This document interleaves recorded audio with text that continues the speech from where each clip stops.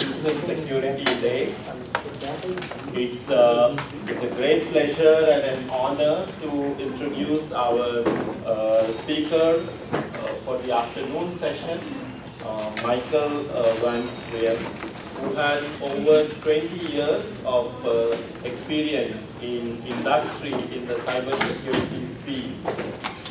He spent a decade or so running and hacking engagements, ethical hacking engagements for KPMG in several cities all over the world. And he has been in Houston for 10 years now, working in the oil and gas industry and helping to make things more difficult for hackers. Michael has an undergraduate degree in computer science from John Carroll University and an MBA from the University of Edinburgh and ELPC Paris.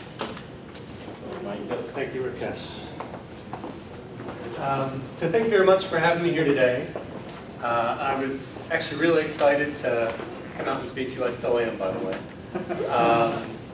And it's been great to see the presentation so far. I've been really impressed with the depth and technical nature of the presentations that you've had so far. Now this is the after lunch presentation, and therefore this will not be quite as technical as some of your other presentations, but hopefully I'll keep you interested at least for a little bit. And so I guess one thing I should start off with is I look around this room and I see that actually you're quite like my office. My office is a pretty diverse place with people from all over the world. I am going to talk to you a little bit about some of the threats that we see out in industry. So I'm sure you know a lot of this already. But I'm not going to pull any punches in terms of calling out some nationalities. So if I happen to refer to your nationality, I apologize in advance. I'm sure I have friends in the office who are the same nationality as you. But there certainly is a little bit of a national influence in the security area. So I'm going to talk a little bit about what my experience has been, so give you an idea of who I am and where I've come from and what I've done. I'd like to get a little bit into the threats that we see in the commercial world and kind of prioritize for you what I think the real threats are. And this is very much, so sorry about the folks in the front who may be instructors or professors. I'm really hopefully talking to all the students here because I want you to come out of this presentation with an understanding of some of the roles that are out there in the marketplace and hopefully invigorate people who perhaps maybe are on the fence about security or not sure what they want to do in security to bring you over to the cybersecurity world.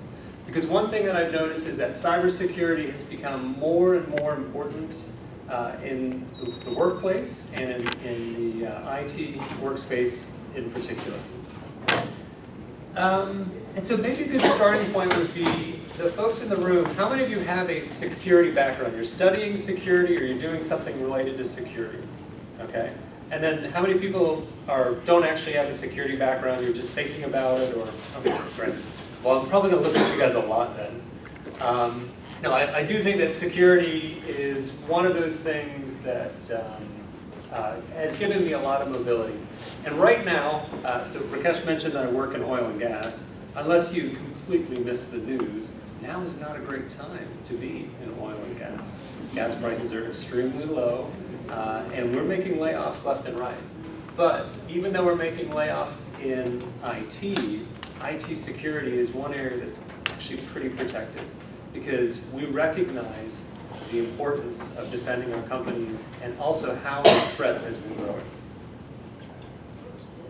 So my experience, I guess something I should start off with is that the biggest thing that I would point to in terms of my experience and where I've worked is that I'm actually really lucky. I'm not Irish, I'm lucky. So I have to say that when I started, I love computers, and I'm lucky that I'm working in a field that I love. I'm lucky in that I love to sit and learn about security. I like to take things apart. I like to put them back together. Sometimes they don't work the same. That's all right. And that is the kind of mindset that I find really benefits people in security. People who are really passionate and they like to figure out how things work. So I've been lucky, and you'll hear a few different ways along my timeline that I've been lucky. So when I graduated from college, I went to a pretty small university in Cleveland, Ohio, and I studied computer science with a minor in business. And when I graduated, the first thing I did is I was picked up by a pretty big consultancy. So if you think of professional services consultancies, there are 4 big ones, and then there's smaller ones. So I work for KPMG, but if you know Ernst & Young or PricewaterhouseCoopers, one of the smaller ones would be BDO. Those are all companies that they focus on financial audits and tax and things like that. But they do usually have a small arm which is related to IT audit. And so that's the part that I went into. Actually, sorry, that's not true. I started as a programmer first. In the first month of working there, I was sent to Michigan to work on a big coding project. And through some potentially bad luck, maybe good luck, my project was delayed for 18 months. And so I was stuck with the predicament of, well, they're not going to keep me around for 18 months until that project starts. What should I do? Well, this is where the good luck comes in. I had some folks in the Cleveland office that were moving into IT security, opening an IT security practice. And so they were specifically focused on penetration testing and ethical hacking, which actually wasn't something I had done up to that point. So I was lucky enough to be pulled into those guys because they needed a coder to support them. And that's how I got my start in security. So I know it's kind of far in the back, but that's, do you know the bridge in Paris where they have all the locks on the, so that's my lock. So yeah, I moved into IT security, and it's been great to me ever since. I started working in Cleveland, moved to Chicago, and then a couple years later I moved to England. I worked in London for 8.5 years, and from there I got to work in China, Australia, most of Europe. And if you're someone who's passionate about security, there are a lot of opportunities. It's the kind of thing where you could move all around the world. If you're someone who doesn't like to travel, that's fine too. There's a lot of opportunities here in Houston and other cities. You don't have to be quite as mobile. I was just young, and that's what I like to do. However, after a certain amount of time, or perhaps more specifically after I was married, I decided I didn't want to travel quite as much. And that's whenever I had an opportunity in the oil and gas industry. Now, as a consultant, I had already had a few different clients who were in oil and gas. And one of my clients said, hey, do you want to come out to Houston? And I was looking for a chance to come back to the United States. My wife, by the way, is from New Zealand. So for those who are not from the US, you can imagine what her interest level was in terms of moving to Houston. But we've been really happy here. And I think oil and gas as an industry is a really interesting industry. Now, similar to David, I'm going to caveat and say I'm here as my own representative. Anything I say is actually more my own personal view, and what that lets me do is I'm going to focus a lot on financial services industries as well, because a lot of my experience is both in financial services and oil and gas. I've done some manufacturing and pharmaceuticals and such too. Oh, sorry, one other thing I forgot to mention. So I've allotted a few minutes at the end for questions, but by all means, if you have questions as we go, feel free to ask. There won't be any problem if you want to interrupt me with a question. So I thought a good starting point would be, what's the real threat in terms of hackers?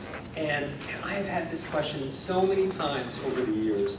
When I think about my parents and trying to explain to them what I do for a living, they never understand. Ethical hacker, what does that mean? I think they mostly thought that I was doing something illegal.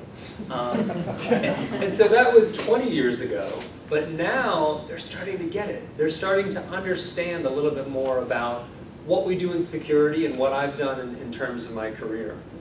And the way I like to think of it is in terms of what they see in the media. What kind of message are they getting from movies? So I realize that some of the folks in the room might be a little young to remember Sneakers, starring Robert Redford, and that was about a security specialist who had a team, and they would break into different companies and show them what they'd done. That was exactly what I was doing at work, and I thought that was so cool. But it was definitely the kind of a roguish personality, not too many people, they didn't interact with that many people, maybe not necessarily I wanted the way I wanted people to think of me. And the same thing with Hackers. Hackers was one of the first times I ever saw Angelina Jolie in a movie. And they were all young and hip but weird kind of folks, but they worked it very independently. And again, you know, that maybe at the time that was somewhat representative of what we saw the hacker community as, but perhaps not so much now. Now when you look at movies, have you seen Mr. Robot, the TV show? Yeah, I really like Mr. Robot. The one thing that you'll find is if you're a doctor and you go see a movie about medicine, you'll spend your whole time rolling your eyes. If you're a security guy and you watch a TV show about hacking, most of the time you're going to roll your eyes and say, that is just not realistic. Mr. Robot actually does a good job of saying, you know, here's some real tools and real attacks that are out there. So I really recommend it if you haven't seen it. And then Black Hat, I have to admit I didn't see it, it looks so bad. But I do know that it is about a little bit of, you know, US, China, hacking, some terrorism, that kind of thing. But again, both of these are kind of like that, you know, we've got some small groups of people and it's pretty isolated. And so is that the right way to think of the hacker threat that is out on the internet, or the security threat that's there? Are we dealing with hacker collectives, spies? Are they doing it for industrial espionage, or are they doing it for terrorism? So I'm going to give you my perspective based on what I've seen at places I've worked and my colleagues who work at some other similar companies. So number one, I would say state-sponsored attacks. So this is, again, I apologize if I'm pointing my finger at anyone's home nationality.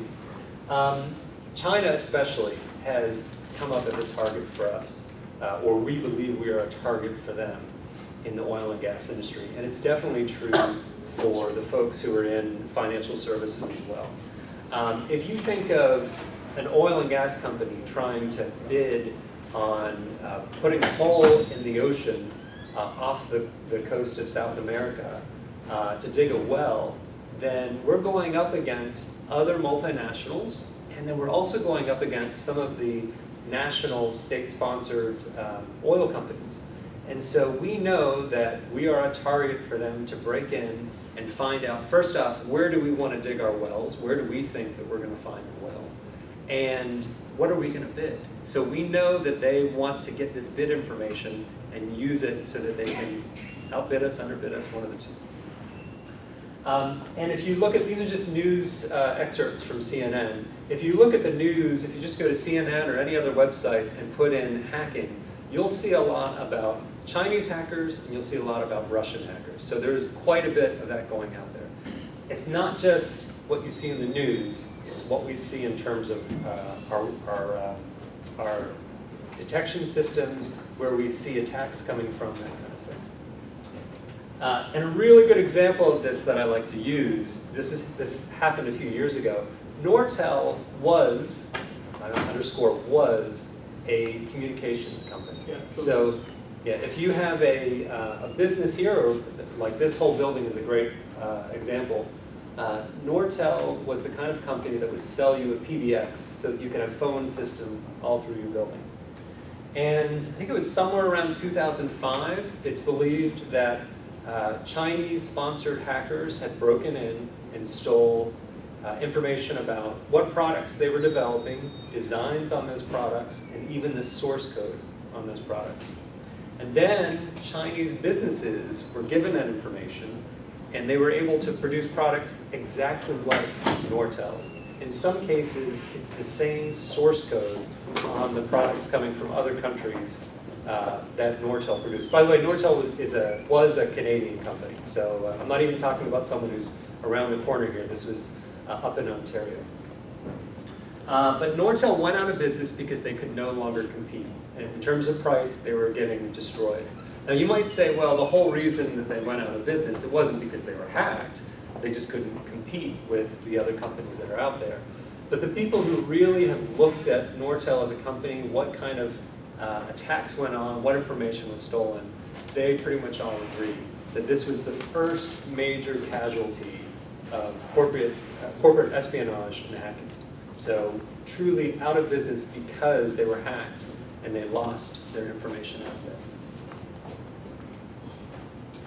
And I don't want you to think that I'm just picking on other countries. So I am sure, I think we're probably all sure, that the US has a cyber attack potential, that they have hackers that work for the CIA and other places. I know you can't tell us anything, but I feel pretty confident in saying that the US government no doubt has their own hackers.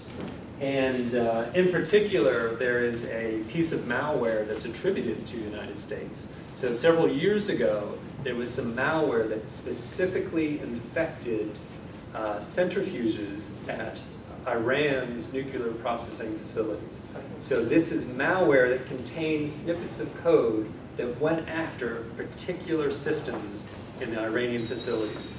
Now, the US government obviously is not going to come out and say, hey, that was us, because they caused damage to the systems. They actually caused centrifuges that spin very quickly to overcome their safety protocols and destroy them. So it was a true cyber attack that caused physical damage. And everyone, again, the specialists who have analyzed this firmly believe that it was the US government that did that they did it as an attack against the nuclear production facilities. So I haven't looked at it, I don't know, but that if you do your research, that's a common culprit. Next, I mentioned hacking groups. So yes, there is kind of that hacker element. Have you all heard of Anonymous? You know who Anonymous is? A few members in the back there. So the Ashley Madison attack was an interesting one. That's in the last few months. And Ashley Madison, in case you don't know, is a website where if you're a married person, I'm not saying me, but if you're a married person and you want to get in contact with other married people for extracurricular activities, you could go to Ashley Madison and put your information in there. And I believe that they kind of got on the bad side of a few of the users and potentially hackers that were using the site, because once you put your details in there, if you wanted to get your details out, you had to pay them money. And so who knows if that was the reason why, but that might have been the reason why they were hacked. And it's believed that either an individual or a hacking group broke in, they stole a whole bunch of information, credit card details, addresses, contact information, some of the messages, and they held it for ransom and said, you're either going to pay us, I think it was $1 million. You have to pay us this money or we're going to release it and we're going to ruin your name. And in the end, Ashley Madison didn't back down and they said, fine, just do it. Well, guess what? The hackers did do it. And so there are places that you can go online, you can look at that information, and I've actually plugged in my street that I live in, the street that I grew up on, streets near me, looking for names to see if there's anyone I might know. But lo and behold, no one popped up that I knew, but it's kind of interesting. You can go out there, and that's really private information. You can see the credit card billing that people put through that site. Another one you've probably heard of is the Sony attack. That was a pretty big one. And some people said at the beginning that they believed it was North Korea, but I think most of the experts now agree that it likely wasn't North Korea that attacked Sony. What was the name of the movie? Do you remember? The Dictator, I guess. The Dictator, yeah. No, And so it was spoofing North Korea. And for the Sony attack, most people believe that it was an insider that knew something about Sony, and they worked in conjunction with an external hacking group. And so they exposed a lot of information. Those movies were out on the internet, on BitTorrent, before they were in the movie theaters.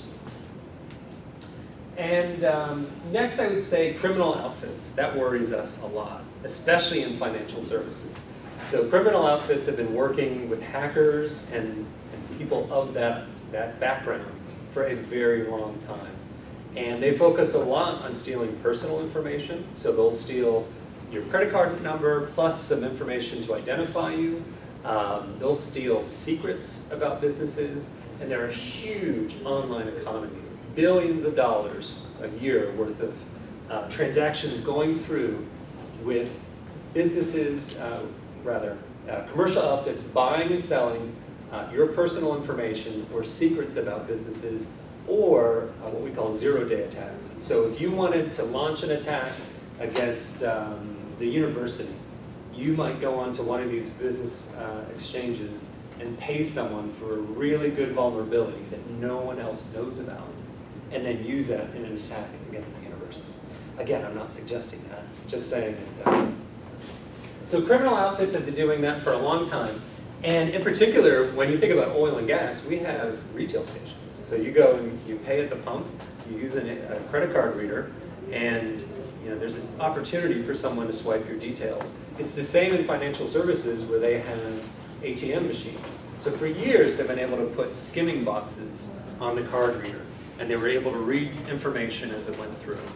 And that is a huge threat, because now they've become very sophisticated. Now, the readers are so small that you can barely tell that they're separate from the machine. And they've become so sophisticated that they don't need to go and collect the reader to get your information when they're done. They actually go by with a cell phone and a Bluetooth connection. So there's no risk of them getting arrested when they go pick it up, because they'll just synchronize it with their phone and get your credit card details that way. So much more sophisticated. And then that spear phishing reminder there for me is about the fact that they've also been sophisticated in terms of how to target companies. So now we're no longer getting a script kiddie who has one vulnerability up their sleeve, and they look at the internet and take a shotgun approach and try to find that one vulnerability anywhere. They don't have to do that anymore. Now they have spear phishing, where they'll find out who the CEO of a company is. They'll identify, actually I can give you a specific example. I know of an instance where they knew who a senior executive was. They researched who it was online, so they found out his wife's name, his kid's name, they found out what church he went to, they found out that he held a position in that church, and then they sent an email that came from someone at the church with a spreadsheet saying, we need you to look at this budget, and, let's work out whatever the issue is, and it was infected. And so they will do a lot to target senior executives. So it's something that scares us, because let's face it, senior executives are not necessarily the best at knowing how to use computers and knowing what they should and shouldn't do. So that does worry us a bit. If I were to kind of prioritize these, I would say the state-sponsored hackers probably scare me the most, especially China and Russia in terms of their capabilities. And then I would say the criminal outfits, just in terms of targeting businesses in Europe and America, I think that they've been very successful. They make so much money off of that they're kind of unstoppable right now. I mean, luckily in the US, we're finally catching up where we have the chip reader on our card. I mean, I had this on my card 15 years ago when I lived in Europe. And so it's really long overdue that we're putting better protection in place for our credit cards. You can't even tell I signed this card, and I use it all the time, and it's never challenged in any way. It's scary. It's scary. And I thought this would be a kind of fun thing for you to look at in terms of understanding some of the attacks that are out there. This is a website from a company, and I'm sorry it's kind of small. That's too far back. It's showing live attacks. So Norse is a company that sells products around detecting attacks and preventing further intrusions. And they have a really neat map on this webpage where it shows you live what attacks are going on. And in this particular example, you can see that the two biggest ones are China and the United States right now. But it's kind of cool. You go on that website, you can spend a long time looking at it and trying to figure out what it all means. I'll warn you that it's probably not the best use of your time. There's a lot of high-level information you can't necessarily do anything with, but it's kind of neat to go in and see what some of the information is. So that's a little bit about where I think the threats are. I wanted to go through and tell you a little bit about some of the roles and opportunities that are out there in cybersecurity. And this is very much a view of a big business, what they might have in a cybersecurity department. I've heard some really great detailed discussions today, talking about statistical analysis for attacks. I noticed that on some of the posters out there, there were some really good pretty technical analysis of security that was out there. And I think there's a lot of roles that use that type of analysis if you're going to work for a software company that writes security products or come out with a new security product. So I don't want to dissuade you from that, because there are great opportunities there. But this is what I see a bank or a legal firm or a retail company having in terms of their cybersecurity department. So on one side, we've kind of got the governance and policy. They've got architecture and design, some development, an intelligence team, potentially. There's not that much of that, no pun intended. And then probably some detection and response. And I'm going to go through those each in a little bit of detail. Yeah, we do need more intelligence. And there are different ways of, maybe it's not a full-time job for folks. So governance, risk, and compliance is actually a pretty big umbrella unto itself. It covers a lot of things. And so if you think of the good approach to doing security in a big company, you really have to start at the top down. So I recommend, and I think every textbook I've ever read about information security says, start with your policy. Have something that says, here's how we're going to do security internally. If you don't have that top-down approach, then you can have a great ability to detect an attack, but then it doesn't tie into how you respond to an attack.